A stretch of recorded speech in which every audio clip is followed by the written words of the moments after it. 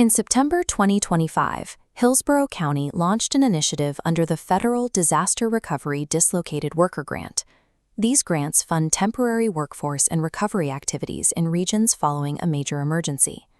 To manage the rollout, the county partnered with the Unique Umbrella Effect, an organization led by Kathy Hare, and interpersonal skills to manage stress and build resilience. The program first targeted Title I schools, including Jennings High and Legacy Prep.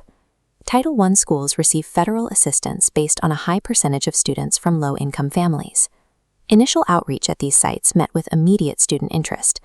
The curriculum utilized culturally grounded materials rather than clinical textbooks. Students worked with tools like the Yodao Affirmation Coloring Book, which pairs creative activities with psychological prompts, such as "My worth is non-negotiable." The high participation rates confirmed the community had an immediate hunger for these specific trauma-informed resources. Despite this demand, high-need schools rarely have the internal budgets required to maintain external programming once a specific grant concludes. This graph illustrates the funding cliff. You can see student engagement remains high throughout the program, before plummeting to zero the moment the 6-month grant cycle expires. When resources are abruptly cut off, it breaks the continuity of care for youth who are just beginning to develop trust and emotional regulation. The core problem facing the community is not a lack of program efficacy, it is the structural fragility inherent in relying on short-term, temporary funding. Facing these budget constraints and significant delays in school background checks, Program Manager Charlotta Germain sought a new way to maintain the curriculum's momentum. She executed a strategic pivot, shifting the grant's delivery away from the school system and targeting the senior citizen demographic instead.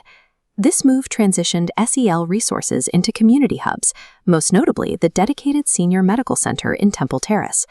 By identifying an alternative pathway for intervention, leadership ensured the grant mission continued, even when the primary system stalled. The data reveals the scale of success following this shift. While the Senior Center averaged 26 participants monthly, attendance spiked to over 50 people during record-breaking peaks in December and February. This significant increase was the direct result of a holistic approach to engagement. Central to this success was Chef Bobby Brown, providing hot meals to over 100 families weekly. This basic needs support lowered defenses and allowed the program to build genuine trust with the participants. An operational team including Kendith Sr., Kendith II, Mama Betty, Coach Julia, and Coach Warren executed the daily logistics of this ecosystem. The footprint grew steadily, with over 80 new followers joining the Unique Umbrella Effect Facebook page, and the program beginning to scale into Pasco County. When SEL is paired with trust building and basic needs, vulnerable populations will engage in record numbers. However, the original goal remains: providing consistent resources to the students at Title I schools who still need them. To bypass the temporary grant cycle trap, Charlotta Germain designed a permanent structural solution. That solution is credentialing. Credentialing is the formal process of certifying a curriculum so it can be billed directly through institutional budgets. This transformation turns a temporary charity effort into a permanent, protected piece of educational infrastructure. The 6-month grant functioned as a successful pilot program, establishing the data needed to verify this specific model of intervention.